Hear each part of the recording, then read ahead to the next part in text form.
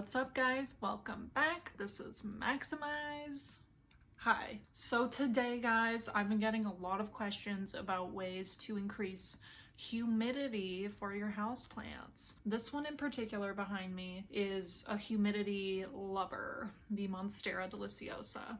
She's looking a little rough these days, I'm not gonna lie. I got her leaf caught in the window behind her and I had no idea. And I was like, what's wrong with this leaf? And then it like ripped. Look at that.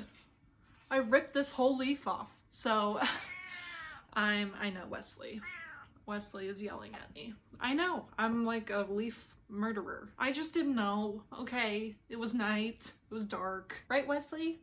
I can't see anything. On to the subject of humidity, guys. So there are several ways to go about this, but I have one reigning champion, my top #1 technique that I do, and it's pretty easy because it's a machine. So let's get into ways you can increase humidity around your houseplants, shall we? The first method that is always just really straightforward is spraying your plants. The one downside to this technique is you would actually literally have to constantly spray your plants. It's a very temporary fix for your plant. You can wet the leaves and that might last, for 30 minutes to an hour, but then it dries up, like the droplets, they're small. They don't last very long. So you would have to almost constantly be spraying your plants every hour. And it's not the most realistic way to really increase humidity in the room around all your plants. So spraying is one option if you just want that fun, quick fix that's like kind of more for you than the plant, which I do, by the way. I love spraying my plants because I'm just showering them with my love and water for a second. The next method that is very trusty and very solid is a pebble tray. So you can do this by getting a little drainage pan, fill it with rocks so it's right to the surface of the brim, and then fill that with water while your plant sits on it. That's a great method because the water literally evaporates around the particular plant that you're aiming to increase humidity around. So that's a very solid method, but you have to remember to fill that tray all the time. You don't want to forget.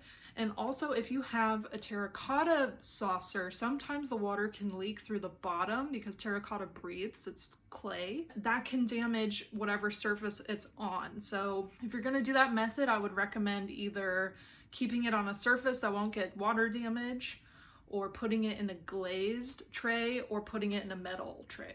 So it won't bleed through because water is always going to be sitting in there. You got to be careful. And also you want to make sure the water is not able to get to the roots of your plant because that will rot out your plant. And that's why the pebbles are there. You want to sit the plant right on top of the pebbles, preventing any touching between the water and the plant. You just want the water to evaporate. That's all we're doing. That's it. You can either do the single plant tray like I just showed you, or you can get even like an oven sheet. This is more of a temporary, like one-time thing, like once a week thing. But you can get an oven tray, fill that with pebbles, and then put several plants on that oven tray and fill that with water. Let it evaporate throughout a day or two. That's another great method, but it doesn't look great. Another great technique is just grouping your plants together. This is like really simple because plants naturally evaporate water from their leaves. That's what they do.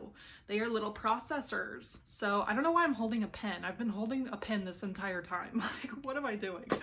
I'm just using it to enunciate my hands, I don't know. But you can group your plants together.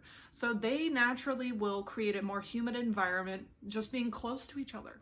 So if you have a lot of plants, like I do, just putting your plants closer to each other is naturally going to increase the humidity. It's not always sufficient, but it's a great way to help. Another thing I like to do about once a month or so with the plants that really love humidity is giving them a shower together in my kitchen sink. So my shower is kind of awkward to get in and out of, but if you have like a walk-in shower or something that's really easy to like get in and out and like load things in and out, I'm holding the pen again. I need to put this pen like far away.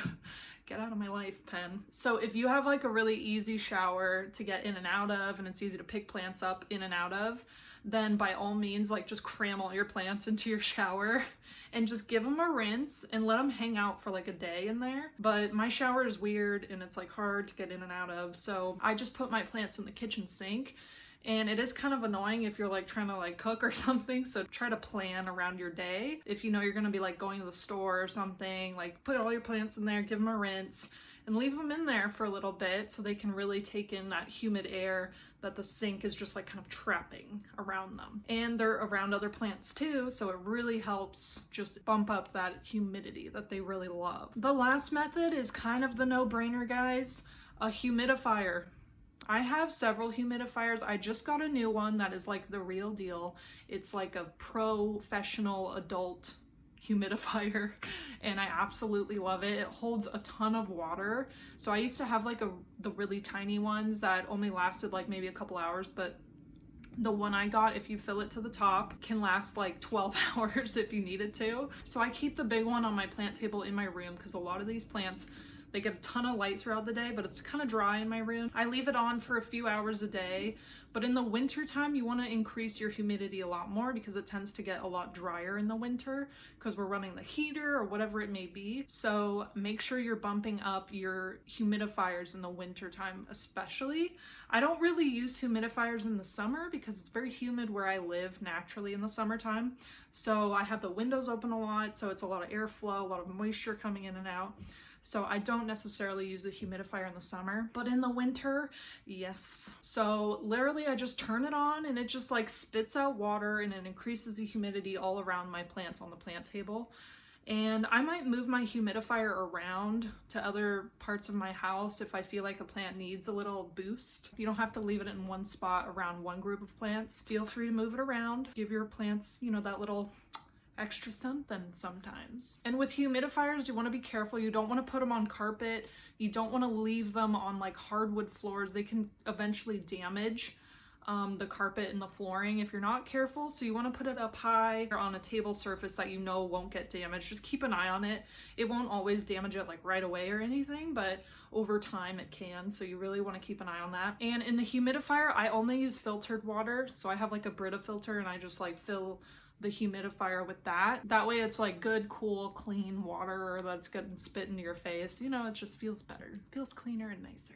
And my tap water is harsh, like lots of minerals in that.